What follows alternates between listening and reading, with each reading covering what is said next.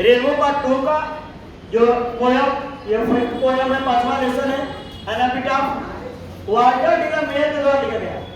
इसका मतलब होता है समाधि लेख। समाधि लेख वो जहां पर किसी को दफन कर दिया जाए और वहां चबूतरा बना दिया जाए, उस चबूतरे को कहा जाता है। लेकिन जहां भी चबूतरा बनता है तो उसके बारे में जिसके जो अंदर में दफन रहता है उसके बारे में वहां पर लिख दिया जाता है। उसी को क्या कहा जाता है? एपिटाफ, समाधि लेख। क्या कहता है? समाधि लेख कहा जाता है। ये जो एपिटाफ है वाल्टर डी ला मेयर के द्वारा लिखा गया। किसके द्वारा लिखा गया है? Walter de la mayor.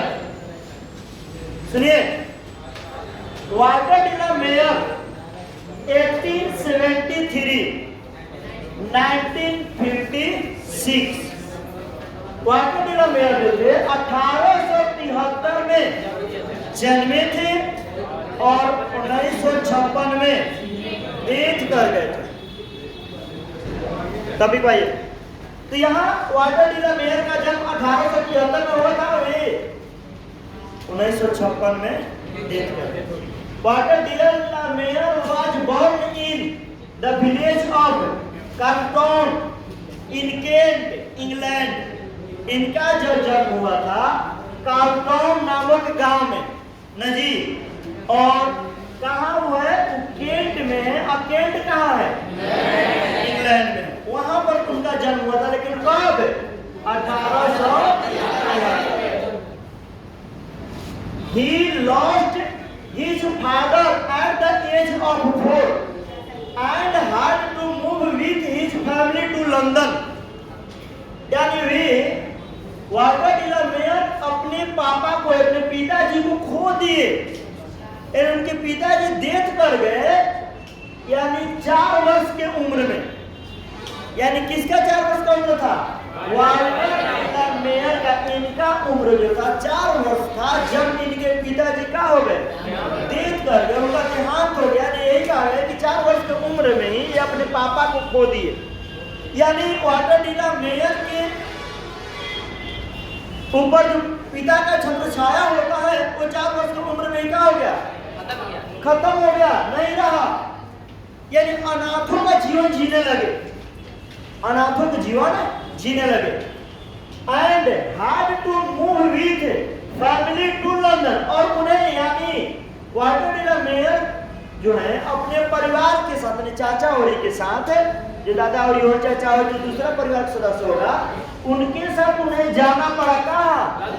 London जाना पड़ा। कहाँ जाना पड़ा? London. He is known for his sensitive concern with the word of children and the word of the supernatural। यानी उन्हें यानी वाल्टर डी ला मेयर को जाना जाता है उनकी संवेदनशील चेतना के लिए। किसके लिए जाना जाता है? संवेदनशील चेतना के लिए जाना जाता है। With the word of children, यानी बाल जगत के, बाल जगत समझ रहे हैं? बच्चों की दुनिया में बच्चों के लिए उन्हें एक संवेदनशील चेतना वाले व्यक्ति के रूप में जाने गए। कारण बच्चों के लिए इसलिए जाने गए कि ये बचपन में ही अनाथ हो गए, तब जाकर के वो अनाथ वाले भावों को इनके अंदर ये समझ लो। वो व्यक्ति हर चीज को समझ सकता है जिस चीज को खुद झेला हुआ है। जो नहीं झेला है उस चीज को वो कभी नहीं समझ सकता है। उसके अंदर किरदार खाली निभाने के गुण हो सकता है, झेल नहीं सकता है। आगे कह रहा है कि and the word of supernatural. और किस रूप में जाने गए जी? तो पारलौकिक जगत में। पारलौकिक जगत क्या होता है? यानी दुनिया है पढ़ने के मतलब वो सुपरनेचुरल, पारलौकिक जगत, जगत की दुनिया, पारलौकिक दुनिया में। इस दुनिया में जो लोग जाने थे इनका जो पहचान बना एक अलग तरीका का पहचान रहा, यूनिक रहे, अनोखा व्यक्ति रहे। परलौकिक होने का मतलब वैसे व्यक्ति यानी सुपर नेचुरल, प्राकृतिक से, लेकिन वो सुपर नेचुरल कहा गया कि इनका जो स्वभाव था बच्चों के प्रति वो एक अलग तरीका का था। वो हर इंसानों के अंदर अंदर आया। किसके प्रति?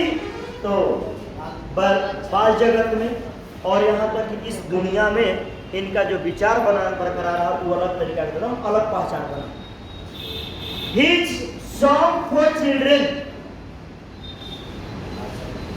यानी उनकी जो कविताएं आई, जो साहित्य लेख रहा, कविताएं जो रहा, जिसे song for children and peacock pi.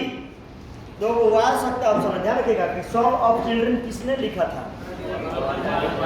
Peacock पाई किसने लिखा था? क्लियर है? इनका जो सॉन्ग फॉर चिल्ड्रन और एंड पीकॉक पाई जो है डिपिक्ट दर्शाता है वर्ल्ड ऑफ ड्रीम्स, सपनों के संसार को दर्शाता है।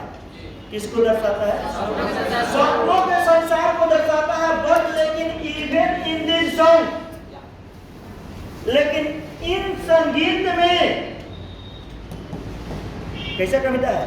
संगीतीय कविता है। इस संगीत एक तरह से कहा गया उनका इन दिस संगीत वाटर जिला महल का लिखा हुआ, जैसे कि भी हम लोग पोएम पढ़ेंगे तो उसी तरह का, लेकिन इन संगीत में कविता लोग लिख देते हैं, कवि लोग चलते हैं संगीत। इन संगीत में देयर इज नोट ऑफ मेलंकोली, क्या निकलता था? एकांतपन, अकेलापन का भाव निकलता था। और निकलता है जी अकेलापन का, यानी this song there is a note, एक भाव ऑफ मेलंकोली, किस चीज का? एकांतपन का, अकेलापन का भाव निकलता था। जैसे ये अकेले कैसे छत्र छाया पापा का हट गया, ये अपने आप को क्या समझने लगा? अकेला समझने लगा। तब इन कविताओं को पढ़ने पर लगता था क्या? अकेलापन के भाव समझ में आता था। और ये अपने लिए पर्सनली नहीं कहे, डे बाय डे, दिन प्रतिदिन हम लोग भी अकेला होते जा रहे हैं। आबादी बढ़ते जा रही है, सोच अलग अलग होते जा रहे हैं। पहले लोग इंसान के लिए लड़ जाता था, लेकिन आज जो है इंसान आपस में ही क्या हो गया? लड़ करके मर गया, आपस में लड़ने का प्रयास कर रहा है। वो अलग चीज नहीं लगा कि इंसान है, नहीं।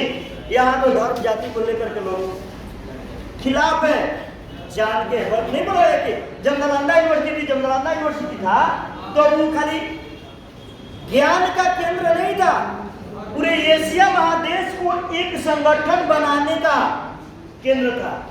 और 500 वर्षों तक वो केंद्र बरकरार रहा, 600 वर्षों तक, 600 वर्ष तक अपना वर्चस्व बरकरार रखा था नालंदा विश्वविद्यालय। छोड़िए उसके बाद किया जाएगा। The poet makes us aware of inhumanism condition of modern life. कवि जो है आधुनिक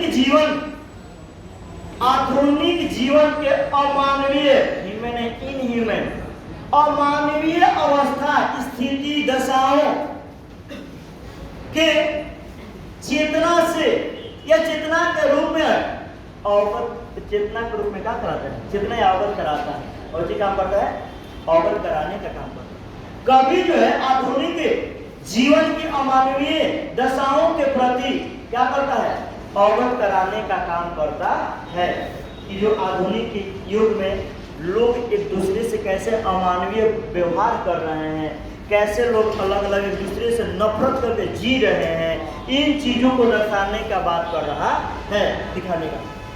ही सोच, हिज जीनियस, वी यानी कवि दर्शाते हैं अपने प्रतिभा को बाय एनवेजिंग फ्रेश इंटरेस्ट, नई रुचि को दिखा करके इन ओल्ड थिंग्स, पुराने विषयों में, पुराने चीजों में अपने नए तरीके को, नए चीजों को दर्शा करके लोगों को नए इंटरेस्ट, रुचि को दिखा करके अपने प्रतिभा को क्या कर रहे हैं? दर्शा रहे हैं।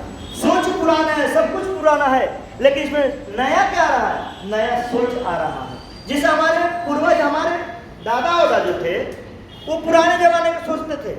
अभी भी आपके दादाजी लोग पुराने जमाने के सोचते हैं, लेकिन अभी आप लोग जिस पीढ़ी से गुजर रहे हैं, उस पीढ़ी में अगर कहा जाए कि पुराने जमाने के लोगों के साथ रहते हुए भी आप नया सोच रखे हुए हैं कि हम लोग आपस में भेदभाव न करें।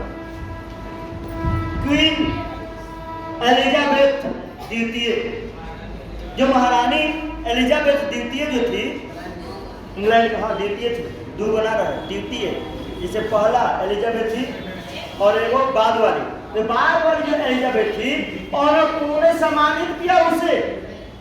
वाटर द मेयर किससे? With the order of merit. ये पुरस्कार का नाम है। ऑर्डर ऑफ मेरिट का है पुरस्कार, इससे सम्मानित की इन 1953 में।